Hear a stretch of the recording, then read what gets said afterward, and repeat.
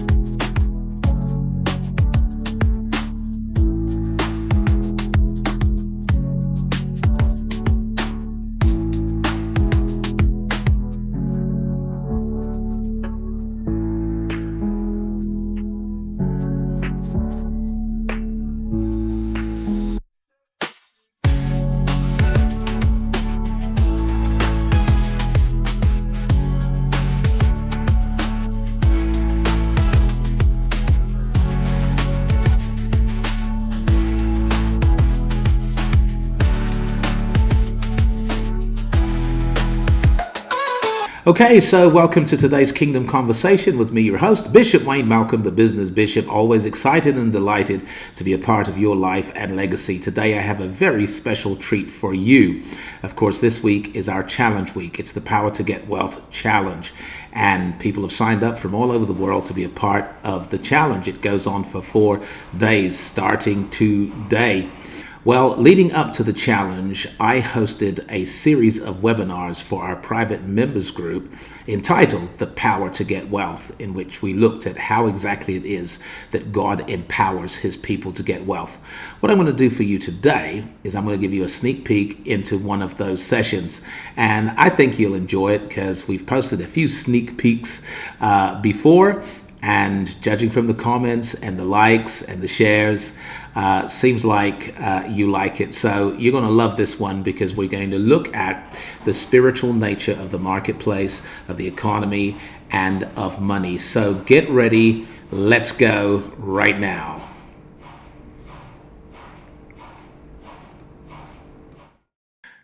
So good people, welcome to today's special webinar with me, your host, Bishop Wayne Malcolm, the business bishop, always excited and delighted to be a part of your life and legacy. And this is the third installment in a very powerful and very potent, very relevant series entitled The Power to Get Wealth. The Power to Get Wealth. What is the power to get wealth? And of course, this series is a prelude and a sneak peek into the challenge that we're hosting at the end of the month, pretty much next week. The Power to Get Wealth Challenge, in which I'm going to dive very deeply into some spiritual sciences and make them absolutely applicable for kingdom citizens who are called to the marketplace to create wealth and to build generational platforms. Believers who have big dreams and legacy goals, I want to help you to do it God's way. I think once we're convicted of his will, then all we need is to understand his way. Once we're convicted of his purpose, we can commit to his plan. Unfortunately, a lot of believers are conflicted when it comes to God's purpose and God's will, and that is why his plan and his ways are not very clear. But when you are convicted of God's purpose for your prosperity and your posterity, and you know that it is absolutely the will of God that you and your vision and your mission are highly resourced, then you can commit to a plan. And what we want to unpack in the Power to Get Wealth Challenge is the way that God gives us the power to get wealth. Okay, so I'm gonna sneak peek into some of that today, and then we'll have one more session in this series, and then it's the challenge. So next week, Monday, is the last in this series, and then it's going to be the challenge. It's going to be a week of heaven on earth. Every day, Tuesday, Wednesday, Thursday, Friday, I'm going to spend an hour coaching and sharing and answering questions and diving deep. And I know it's going to be a blessing to you. So I know a lot of you are planning to come into the challenge. Many of you have already signed up to the challenge. Well, let's do this. Today, I'm going to talk about the spiritual nature of money. I'm going to talk about the spiritual nature of money. And I've opened up with this comment that money is the physical reflection of a spiritual substance. Money is the physical reflection of a spiritual substance. And why that's important to know is that, you know, this challenge in this series is about the power to get wealth, and it's based on Deuteronomy 8:18, in which Moses says to the children of Israel that when you are, enjoying success, and when you have possessed the promises of God and you've taken the territory and you've seized the cities, you must not forget the way that God provided for you. And you must not forget the Lord, because it's He who gave you the power to get wealth. He gave you the power to get wealth. And so I guess straight away, what's clear is that God doesn't give you wealth. God doesn't give you money, but He gives you the power to get it, which means that getting wealth God's way is a collaboration, a partnership in which there's a part God plays and there's a part that you play. And if I don't know the part that I play, then I'm going to be waiting for God to play my part. And if you don't know the part that God plays, then you're going to go about trying to play His part.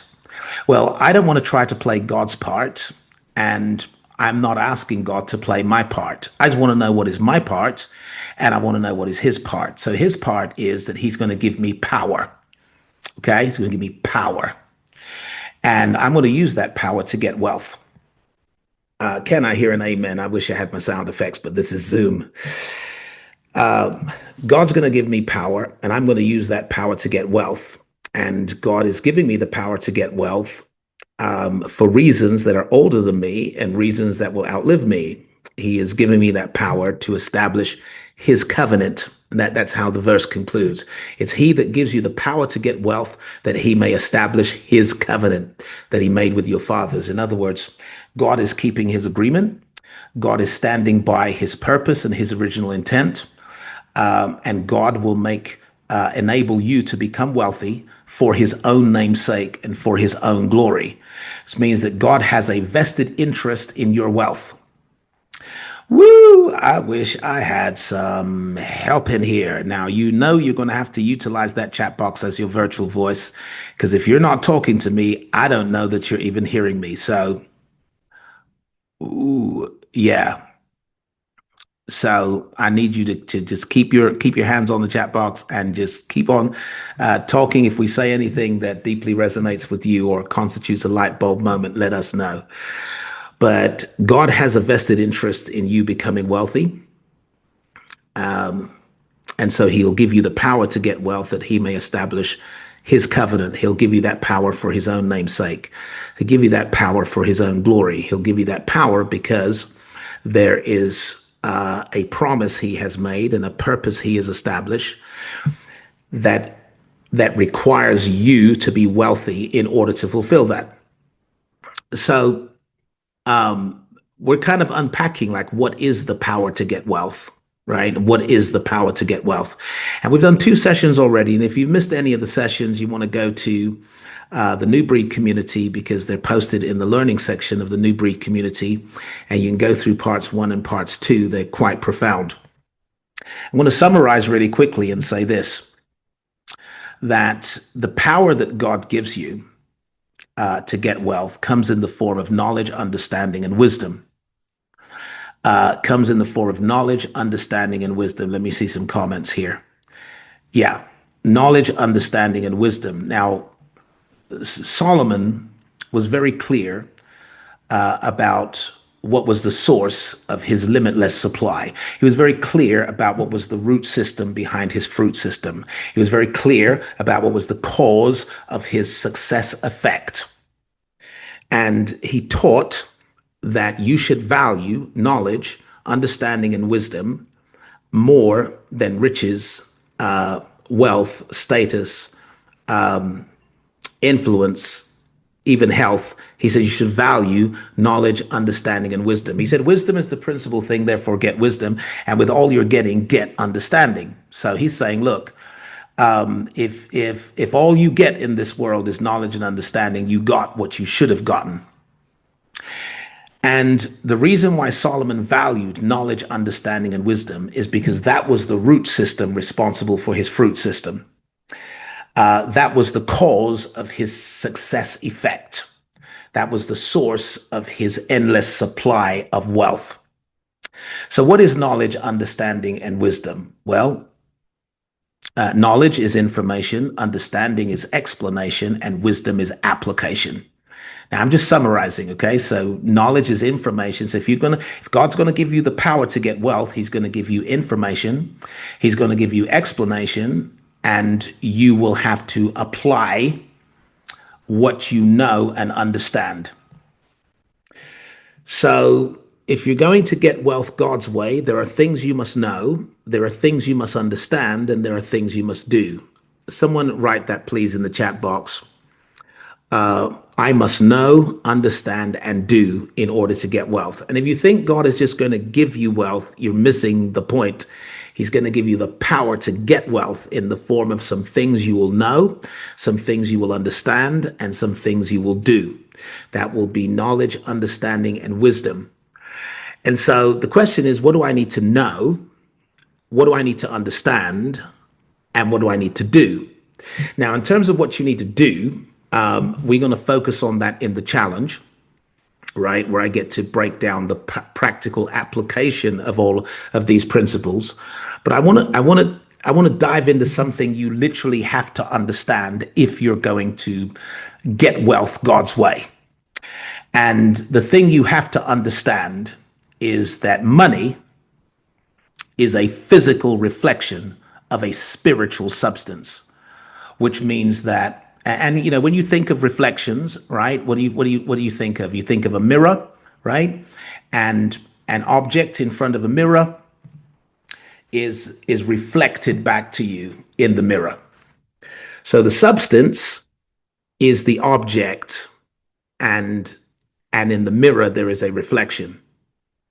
Money, physical money is the physical reflection of a spiritual substance, which means that you can have money before it appears. Woo! What did the business bishop just say? I said you can have money before it appears. What did the business bishop just say? I said you can have a lot of money before it appears. What did the business bishop just say? I said you could be very rich before physical money shows up. What did the business bishop say? He said you have to be very rich before physical money shows up. Woo! That's what he just said. So somebody just write, I am very rich now. I am very rich already. And you have to be, because money is the physical reflection of a spiritual substance, you have to have the spiritual substance before the money appears. Now, how did Jesus say this in the New Testament? He said, whatsoever things you desire when you pray, believe that you receive them and you shall have them. What is this? This is the principle of faith. It is the law of faith. It is the true nature of faith. A lot of people talk faith. Very few people walk faith. The true nature of faith is that the things you desire, you receive them before they arrive. The things you desire when you pray, you get it before it shows up. Believe that you receive it and you shall have it. So you receive it and then it shows up. Can I break this down? Someone's forcing me to break this down right now. You're drawing on me in the spirit. The true nature of faith is that you possess things before they appear. You receive them before they arrive. You have them before you hold them. Someone say, look, I have the money that I'm yet to hold. I already have the money that I'm yet to hold. Now, I need you to say that, right? Out loud, say it to yourself. I already have the money that I am yet to hold, because that is the nature of faith. A lot of people confuse faith with hope, but faith is not the same as hope. Hope comes from faith, but faith and hope are not the same thing. Can I break that down for someone? Can I tell you that hope assumes a distance between what you have and what you want, right? So when you're hoping for something, you're saying, I don't have it. You're saying, I want it, and there is a distance between what I have and what I want. So you hope for it to come. But faith puts no distance between what you have and what you want, because faith is spiritual substance and evidence. According to Hebrews 11, verse 1, it is substance and evidence. So the person who has faith already has the thing they are yet to hold. They already see the thing they are yet to behold. And they already think of themselves as others are about to think of them, because it always happens first in the spiritual and then it is manifest in the material. This is the essence and the nature of faith. And this is why God said to Abraham, I'm changing your name from Abram to Abraham, because Abraham means the father of multitudes. But here's the reality. Abraham didn't have a child when God said that to him. So Abraham had to call himself a father of multitudes before he physically had a child. And you have to call yourself very rich before money floods your bank account. You have to think of yourself as very rich. You have to declare yourself very rich, and you have to receive spiritually what you want to appear physically. Can I hear an amen from somebody? Faith is substance and evidence. Hope assumes a gap between what you have and what you want. Faith says there is no gap. Faith says I already have what I want. You're the only one who can't see it. I already have what I'm about to hold. I already see what I'm about to behold. I already am what you're about to call me. This is the essence and the nature of true and pure faith. So when it comes to this power to get wealth, you must understand the spiritual nature of money so that you understand how rich you really are, how rich you already are. Because when you understand the spiritual nature of money, you will understand how to manifest it more. Okay? Now, I love the comments that are coming in. I want them to keep on coming in because you know we're diving in. So, starting at the right level. Okay? Starting at the right level. So, here's the premise. To understand money correctly, we must begin deeper than currency, markets, or systems. Money cannot be understood at the surface. It must be understood at the level of meaning. Okay? It must be understood at the level of meaning. Money is not the substance itself. Money is the physical reflection of something invisible. Right? So we gotta start at the right level, because most people think of money and they think of cash, they think of coins, they think of digits, they think of cards, they think of currency, they think of transaction, they think of it as physical. But what we understand from the Bible is that every physical thing has spiritual roots and is built on a spiritual frame or infrastructure. So that according to Hebrews, the things that are seen are not made from things which do appear. That is the nature of the universe. The universe has a dual nature. So behind every physical thing, there is a spiritual reality. And, for a spiritual person, the spiritual world is more real than the physical world, right? So when you're walking by faith and not by sight, it's because you believe that the spiritual world is truth and the physical world is reflecting things that are happening in the spiritual world, right? And in some cases, they are distortions, right? And not true reflections of what is spiritually true.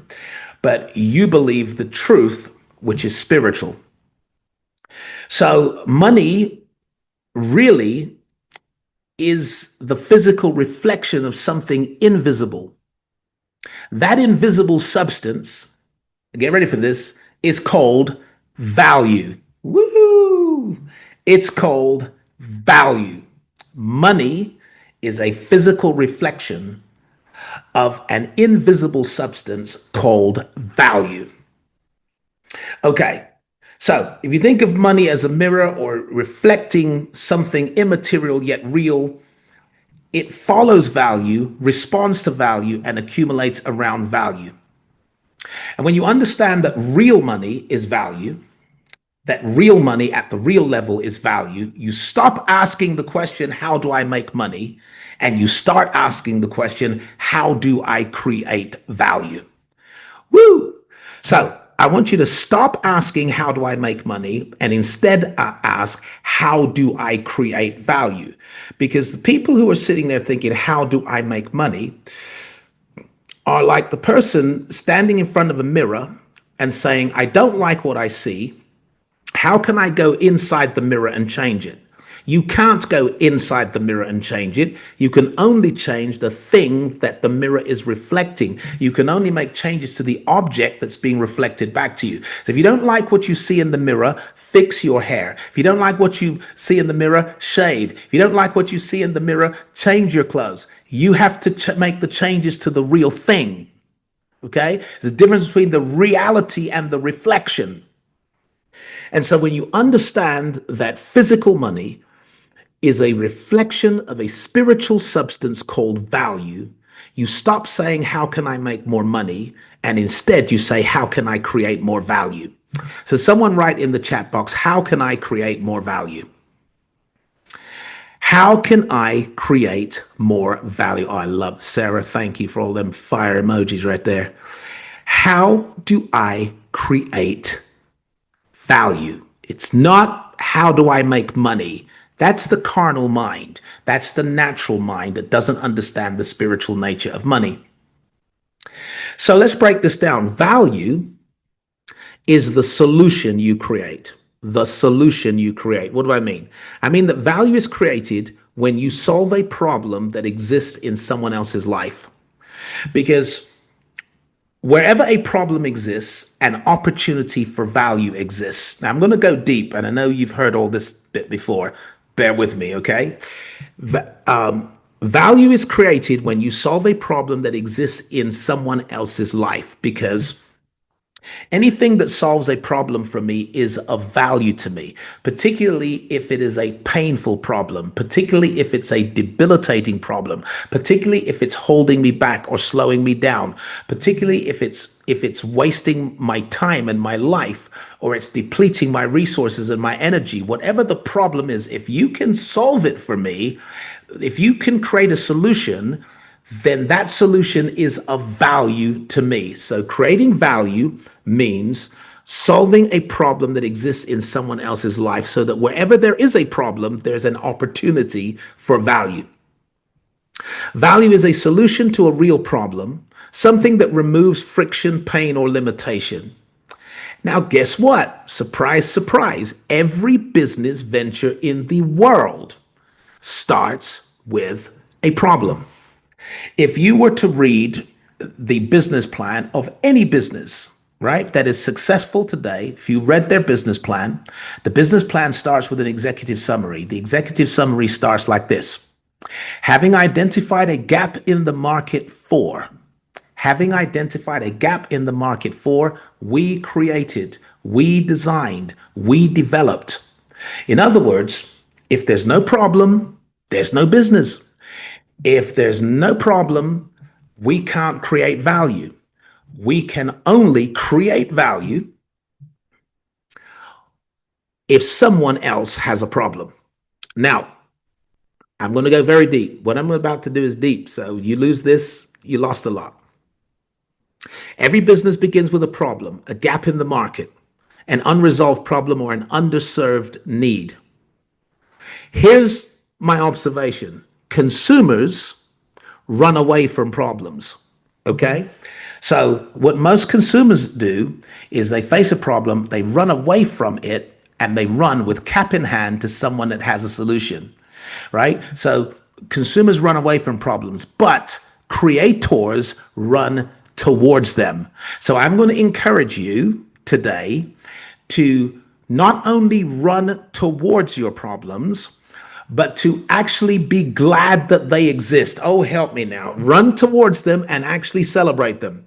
Now, if you need some scripture for this, I'll tell you that David, right? Little shepherd David with his sling and 5 stones, ran towards Goliath. He didn't run away from Goliath, he ran towards Goliath. What were the armies of Israel doing at the time? Running away from Goliath. So what you see is 2 types of people: those who are running away from the problem and the one that's running towards the problem.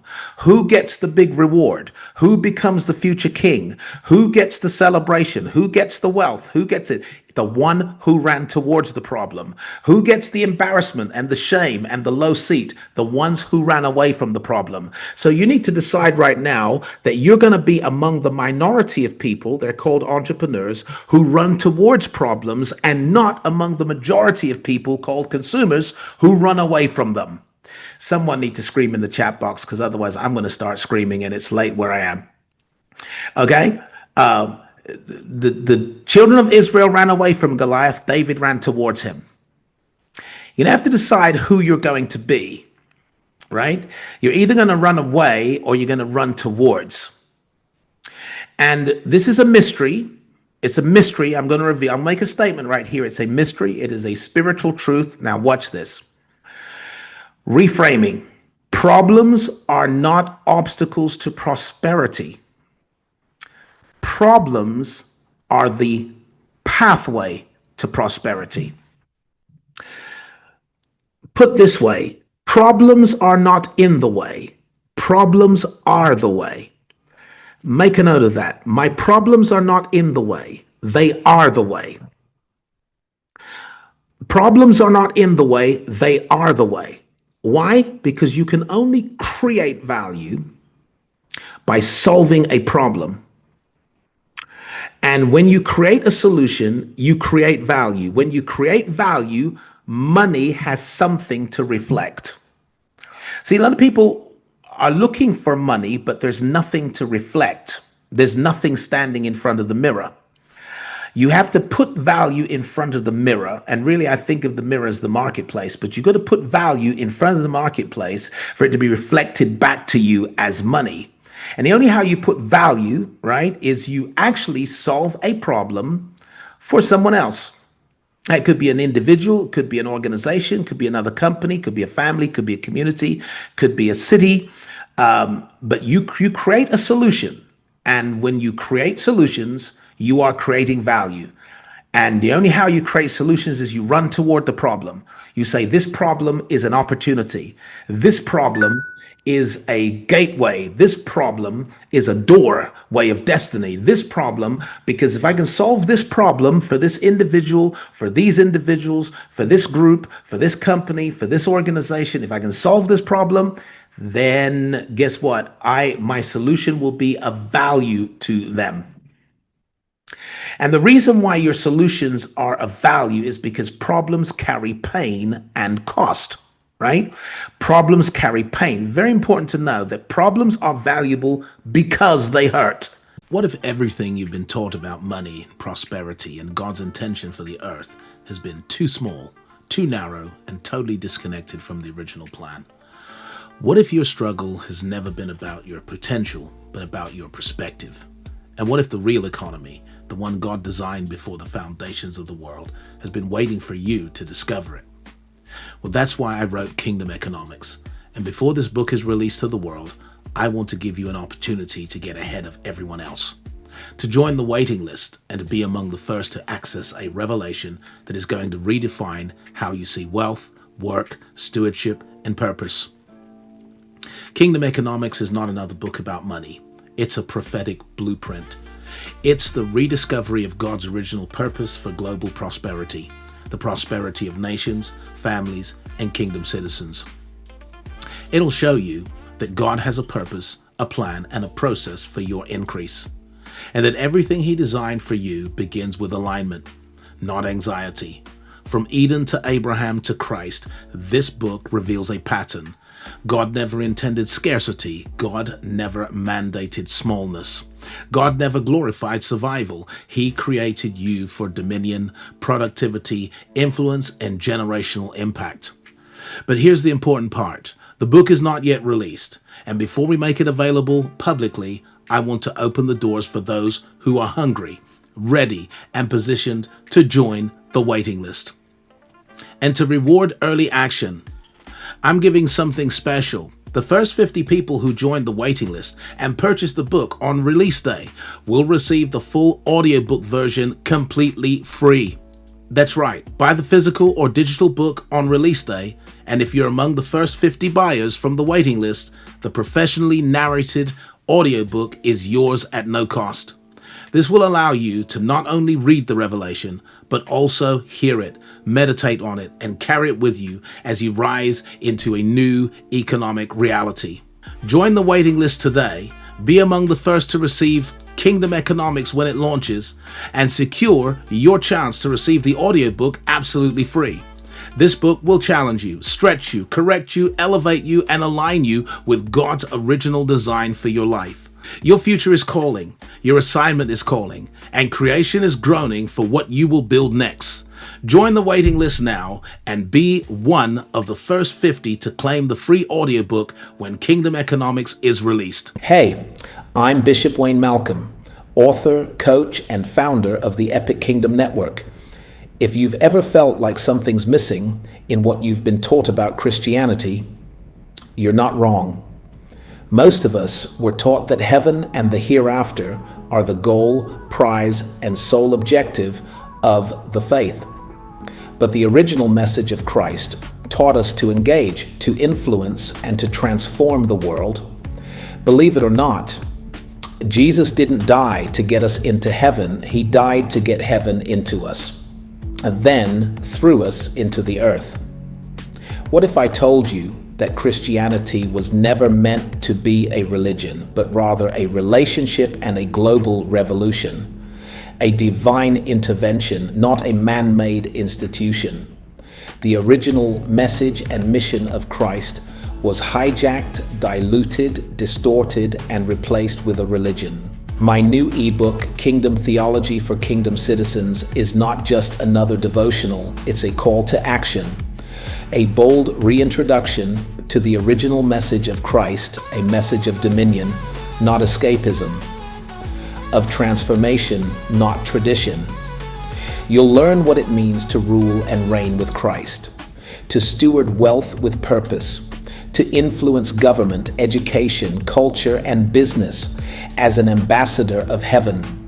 This book will shift your lens, stir your spirit, and set you on course with divine clarity. And right now, for a limited time, I'm giving you free access to the digital and audiobook versions. No cost, no catch. Just click the link in the description, grab your copy, and step into clarity. Hello, friends. I want to speak to a very specific kind of person today. Someone who knows deep down that they are called to more. Someone who feels the pull of purpose, the tug of destiny, and the whisper of God saying, I gave you the power to get wealth. Now it's time to use it. Wealth is not an accident. Wealth is not a talent. Wealth is not a gift that falls out of the sky. Wealth is a revelation. And until that revelation is activated in you, you will keep working harder while watching others rise higher. That's why I created the Power to Get Wealth Challenge. This challenge is for kingdom entrepreneurs who are ready to move beyond survival, beyond struggle, beyond sweat and stress, and step into the divine pattern of supernatural prosperity. Because here's the truth. If God has a will for you to be wealthy, then God must also have a way for you to become wealthy. And his way is nothing like the world's way. In this challenge, I'm going to show you the 4 principles that every kingdom entrepreneur must master. And here's the important part. For this challenge, there are only 12 seats at the table. These are the people who will get direct access to me for live coaching. Your questions, your business, your revelation, your breakthroughs. If you want me to speak into your assignment personally, this is your opportunity.